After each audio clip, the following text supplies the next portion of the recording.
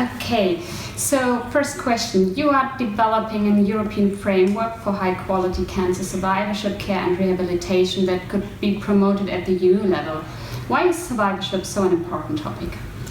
Survivorship over the past decades have become a hot topic in Europe, but not only in Europe, but also across the world, because you have an increasing number of survivors, and this is due mainly to the aging process of the population across the world, but also thanks to the early diagnosis and also the effectiveness of the therapy.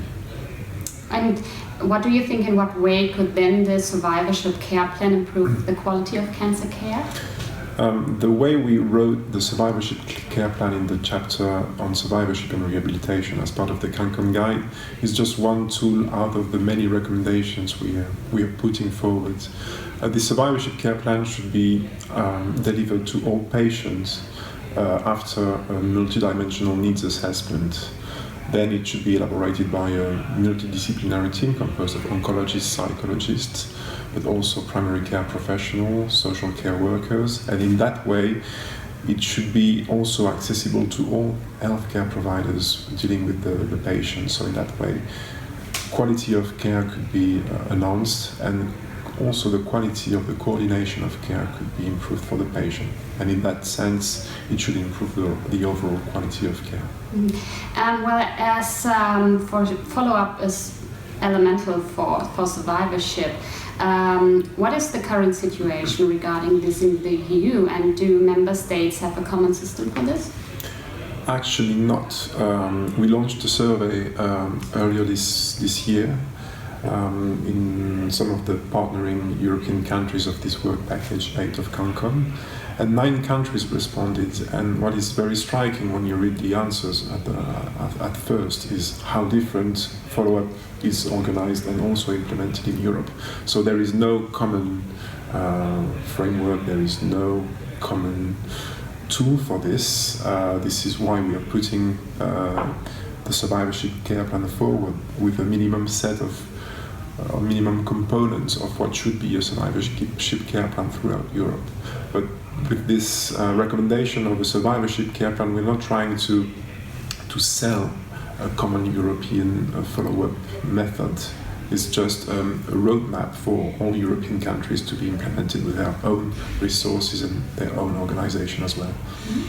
Okay, so what are the equity policies for cancer patients, and how can inequalities in cancer can be addressed? It's a tough question because cancer survivors are confronted with very diverse and very complex situations regarding inequalities. That depends very much on their personal background, their medical background, the place where they live, the place where they receive care, whether they live in a socially deprived area or geographically deprived area.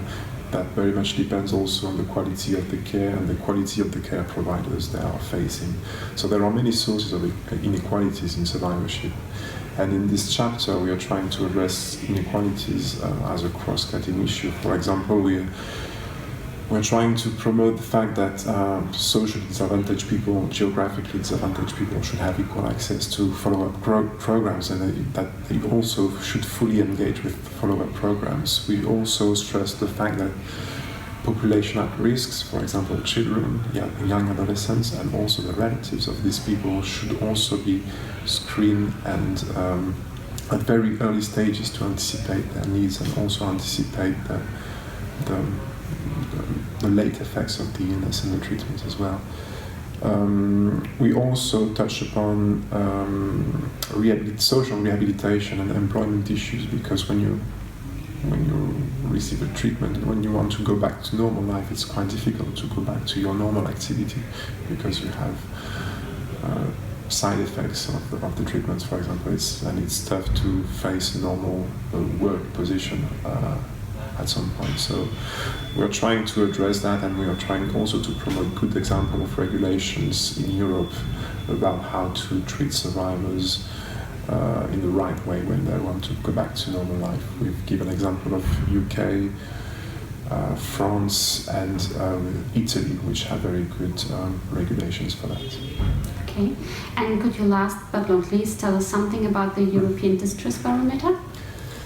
The distress thermometer we develop in this chapter is the same thing as the survivorship care plan. It's one tool. It's not another scale or another distress thermometer because many exist already in Europe and also in the world. So we are trying to put forward a methodology about how to assess patient needs and patient symptoms to better tailor supportive intervention and rehabilitation care and adapt this rehabilitation care to their own needs. So we say that, for example, it should be symptoms and needs should be assessed as early as possible in the cancer continuum, and it should be also assessed very regularly during the cancer pathway. It should be done by a well-trained professional. It should be done with the consent of the patients and also the relatives, and it should be done with adequate scales and adequate tools. And that's the way we approach it in this chapter. Okay, cool.